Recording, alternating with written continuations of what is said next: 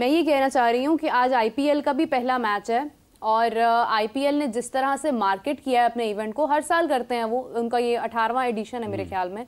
तो आप देखिए कि जिस तरह से वो मार्केट कर रहे हैं, हम लोग उस लेवल पर जाकर तो शायद नहीं पीएसएल को अभी कर पा रहे हैं, हमें वक्त लगेगा, लेकिन एटलीस्ट हम ये तो सीख सकते हैं कि हमें मार्केट कैसे करना है चीज़ों को। हम हर बार इसी तरह से, अभी पीएसएल हमारे सर पर है लेकिन हमें उसके बारे में कुछ पता नहीं है, कहीं पर कोई प्लान या उस तरह से मार्केट नहीं किया जा रहा, कोई फैन पार्क नहीं बनाया जा रहा, कोई उसकी एडवर्टीजमेंट उस तरह से नहीं की जा रही है, तो हम मार्केट करने में क्यों इतना पीछे रह गए? देखिए, हमें सबसे जो बेसिक चीज है वो ये है कि हमें इंडिया के साथ अपने आप को किसी सूरत भी कंपैरिजन नहीं करना चाहिए, ना मैच करना चाहिए। अगर हम उनके साथ मैच करेंगे तो हम एक शेल में चले जाएंगे, एक कम्प्लेक्स में चले जाएंगे, क्योंकि वो बहुत ही बड़ी मार्केट बन चुकी है और उन्होंने बहुत ही अच्छे तरीके से प्रोफेशनली जो अपने क्रिकेट बोर्ड है बीसीसीआई उसको भी चलाया, उन्होंने आईपीएल को भी चलाया और उसके बाद जो उनकी रीजनल जो नीचे एसोसिएशन है उनको भी वो साथ लेकर चले हैं। तो हमारा प्रॉब्लम ये है कि हम ना आधे टीचर है आधे बिटेर है, ना हमसे आपकी इंटरनेशनल क्रिकेट सही तौर पे चलाई जा रही है, ना हमसे अपने ग्राउंड्स का प्रॉब्लम सॉर्ट आउट किया जा रहा है, ना आपसे आपकी पीएसएल चलाई जा रही है सही तौर पे, और ना ही आपसे प्रोफेशनल लोग पाकिस्तान क्रिकेट बोर्ड में भर्ती किए जा रहे हैं। तो इस नाअहली की वजह से हम बिल्कुल डाउन से डाउन तर होते जा रहे हैं और जब तक हम कॉन्फिडेंट लोगों को यहाँ पर नहीं करेंगे, आप देखेंगे अभी ये चैंपियन ट्रॉफी है जो वर्ल्ड कप के बाद सबसे मेजर और सबसे मेगा टूर्नामेंट है। तो हमारे पाकिस्तान क्रिकेट बोर्ड की स्टेटमेंट आप देख लें कि वो कह रहे हैं कि हमने 2 से 3 अरब रुपया यहाँ से बचा ली है। भाई, आप इतना बड़ा इवेंट है यहाँ पे, तो आप कोई लोकल किसी टीवी ब्रॉडकास्ट से आप इतने पैसे बचा लेते हैं। जो आप चैंपियन ट्रॉफी की बात करते हैं, इतने पैसे तो इंडियन क्रिकेट बोर्ड ने जो अपने प्लेयर्स जो उनके चैंपियन ट्रॉफी जीते हैं उनमें एज ए प्राइज मनी उसे डिस्ट्रीब्यूट कर दिया है। तो आपका जो प्रोफेशनल नेटवर्क ही है ही नहीं, आप इधर से पकड़ते हैं कभी उधर से पकड़ते हैं, किसी को लाकर बिठा देते हैं, कोई सिफारशी आता उसको लाकर बिठा देते हैं। तो सिफारिश से ना आपका क्रिकेट बोर्ड फ्लॉरिश कर सकता है, ना आपका पीएसएल फ्लॉरिश कर सकता है, और ना ही क्रिकेट आपकी किसी दूसरे कंट्री के साथ, इंडिया तो बहुत दूर की बात है, किसी दूसरी कंट्री के साथ आप मैच भी नहीं कर सकते। आप अपना ये डोमेस्टिक स्ट्रक्चर तो देखिए आप किस तरीके से किस अनप्रोफेशनल तरीके से चला रहे हैं कि आपसे एक टूर्नामेंट भी सही तरीके से ऑर्गेनाइज नहीं किया जा रहा है।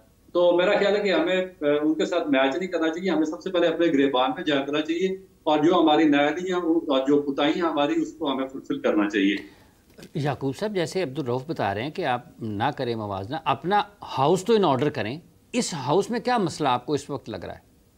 नहीं, वही जो कह रहे हैं अब्दुल रऊफ साहब कह रहे हैं वो सही बात है। जैसे मैं पहले भी कहा है कि आपके देखिए चेक एंड बैलेंस सिस्टम नहीं है। अगर आप चीफ सेलेक्टर बन गए हैं तो आप पर चेक एंड बैलेंस सिस्टम नहीं है। आप जो मर्जी लड़के जिस मर्जी को लड़के को ले आए, बाद में आप कहेंगे जी मैं एक्सेप्ट करता हूँ परफॉर्मेंस को, लेकिन उसकी रेमेडी कोई नहीं है। ठीक है, शायद आपको याद हो 90s के एरा में एक काउंसिल होती थी, general council, sorry executive council नहीं, एक काउंसिल होती थी, काउंसिल मीटिंग काउंसिल होती थी।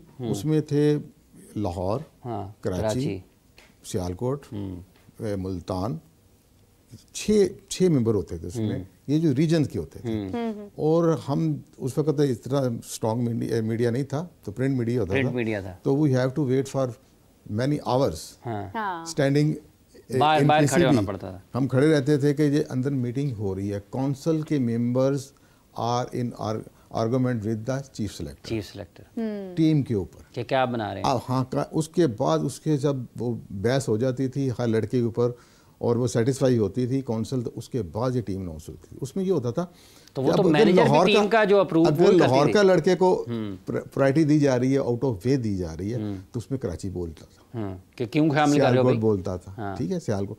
तो एक चेक एंड बैलेंस आ जाता था सिलेक्शन कमेटी के ऊपर। इस पर कोई सिलेक्शन कमेटी कोई चेक एंड बैलेंस नहीं है। इसी तरह ही चेक एंड बैलेंस आपके किसी भी पीसीबी चेयरमैन पर नहीं है। जो वो चाहता है वो, जैसे आपने देखा बीओजी की मीटिंग रिपोर्टिंग होती रही है कि 23 मिनट की मीटिंग हुई है, 20 मिनट की मीटिंग हुई है, बस आए हैं बैठे हैं, ये है और उठ गए। इसका मतलब कि वो जो चाह रहा है वो उस पर चेक एंड बैलेंस नहीं है, उसको कोई रोकने वाला नहीं है। इसी तरह ही प्राइम मिनिस्टर को वो चेक एंड बैलेंस भी नहीं है कि मैं किसको पिक करने लगूं, इसका कोई तल्लक है क्रिकेट के साथ या नहीं है, कोई तल्लक नहीं है। अच्छा, एक और बहुत इंपॉर्टेंट चीज़ है, कतई कलामी की माजरत चाहती हूँ। हमने पास्ट में देखा है वसीम अकरम साहब हैं, शोएब अख्तर हैं, या और शोएब मलिक हैं, जितने भी नाम आप ले लें, उन सबको बात करनी आती है, they can talk very well. आप उनसे वो भी बहुत सारी चीज़ों पे क्वेश्चन रेज करने की एबिलिटी रखते हैं। एक तो परफॉर्मेंस होती थी उनकी, दूसरा उनके पास अल्फाज होते थे, तीसरा वो इतना ज़्यादा कंफ्यूज नहीं होते थे कि उनसे बात ही नहीं हो रही है। आज हमारे क्रिकेटर्स का एक ये भी बहुत बड़ा इशू है कि परफॉर्मेंस तो चले नहीं आ रही है, लेकिन हम बात भी नहीं कर पा रहे हैं, हम किसी किस्म की कोई एजुकेशन नज़र नहीं आती है, हम सेल्फ ग्रूम्ड नहीं रहे हैं कि हम बात कर सकें, हम कोई पॉइंट रेज कर सकें कॉन्फिडेंटली।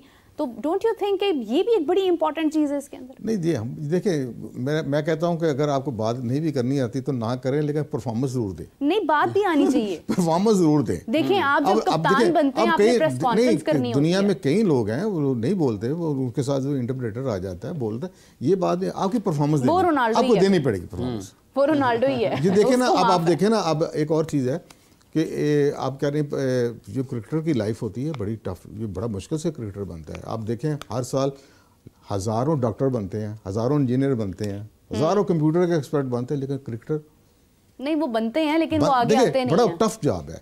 उन्होंने जब देखिए, उन्होंने जब मैच खेलना, सारा दिन ग्राउंड में रहना है। ये क्रिकेट गेम ही ऐसी है, आपको सारा दिन आपकी एजुकेशन से आप थोड़ा लैग तो कर जाते हैं। अच्छा, ये लैग कर जाते हैं, लेकिन आपको क्रिकेटर तो पूरा होना चाहिए। ये नहीं आधा तीतर पर ना क्रिकेटर पूरे ना आप ग्रुप। नहीं, रऊफ साहब से बात करते हैं, वो भी आखिर क्रिकेटर रहे हुए हैं, वो बेहतर बता सकते हैं। रऊफ साहब, मैंने जो पॉइंट रेज किया, आपको लगता है कि ये किसी हद तक ठीक है कि आपकी सेल्फ ग्रूमिंग भी तो होनी चाहिए, आपको भी पता होना चाहिए कि आप टेक्निकली क्या बात कर रहे हैं, आप क्या पॉइंट रेज कर रहे हैं, आपको कहाँ पर किसको क्या बात करनी है? डोंट यू थिंक ये होनी चाहिए चीज एक क्रिकेटर में? देखिए, आजकल तो पूरी दुनिया में ये चीज सिखाई जाती है, और फिर जो जिस तरह मीडिया हैंडलिंग है, जो बाकी क्रिकेट बोर्ड्स हैं, जब वो किसी को इस तरह की प्रोफेशनल ड्यूटी देते हैं, किसी को कैप्टन बनाते हैं, वाइस कैप्टन बनाते हैं, तो उनको मीडिया हैंडलिंग भी सिखाते हैं और उनको बताते हैं कि किस तरीके से आपने मीडिया में बात करनी है और इन पॉइंट्स को आपने फोकस रखना है। मगर दूसरी तरफ महबूब साहब की बात भी बिल्कुल ठीक है कि जो आपकी परफॉर्मेंस है वो बोलती है, और जो आपकी परफॉर्मेंस है वो आपके अंदर कॉन्फिडेंस पैदा करती है। और जब जितना ज्यादा आप परफॉर्म करते जाते हैं, उतना ज्यादा आपकी जो आपकी बातचीत है उसमें सेंस आती जाती है और उतना ज्यादा आपके अंदर कॉन्फिडेंस आता जाता है। तो हमारा प्रॉब्लम यही है कि एक तो परफॉर्मेंस भी नहीं हो रही उस तरीके से, और फिर दूसरा जो पाकिस्तान क्रिकेट बोर्ड है वो भी काफी अरसे से जो प्लेयर्स को एजुकेट भी नहीं कर रहा। एजुकेशन प्रोग्राम तो आप चला रहे हैं बहुत अरसे से, मगर उसमें एक और चीज आप देखें कि इनका कोई सेकंड पाथ पे है नहीं। ये जो सारा कुछ पाकिस्तान क्रिकेट, जब आप देखें कि इररिलेवेंट लोगों को पैराशूट के जरिए ऊपर से उतारेंगे ना, तो वो शॉर्ट टर्म प्लानिंग करेंगे, वो अपने पैसे बनाएंगे, अपने जो दोस्त यार होंगे उनको oblige करेंगे, उनके पैसे बनाएंगे, शॉर्ट टाइम उनकी प्लानिंग होगी, और उससे पाकिस्तान क्रिकेट का बहुत ज्यादा डैमेज हो रहा है। और ये पिछले 15 साल से मैं देख रहा हूँ कि इसी तरह के पैराशूटर्स आ रहे हैं और पाकिस्तान क्रिकेट को डैमेज कर रहे हैं। जब आपकी डीप रूट्स होंगे सिस्टम से, 35-40 साल का आपका एक्सपीरियंस होगा कि आपका ग्रास रूट स्ट्रक्चर किस तरीके से चलना चाहिए, आपने बच्चों को किस तरीके से उनको स्ट्रेंथन करना है, उनकी एजुकेशन पे किस तरह काम करना, उनकी टेक्निक पे किस तरह काम करना, तो फिर आप एक पैरेलल जो आपका डोमेस्टिक स्ट्रक्चर है जूनियर लेवल से, अंडर 16, अंडर 17, अंडर 19, आपका फर्स्ट क्लास स्ट्रक्चर, ये सारे को साथ पैरेलल लेकर चलेंगे और इसको भी इतनी इंपॉर्टेंस देंगे जितनी आप पाकिस्तान क्रिकेट टीम को इंपॉर्टेंस देते हैं। तो फिर आपके जो प्लेयर्स हैं वो साथ साथ बिल्ड होते हैं, आप उनको सिखाते हैं कि भाई जो कैप्टन होता है उसकी क्या उसमें क्या विजन होना चाहिए, उसकी क्या एबिलिटीज होती है, उसने टीम को किस तरीके से साथ लेकर चलना होता है, उससे डिसीजन मेकिंग किस तरह करनी होती है,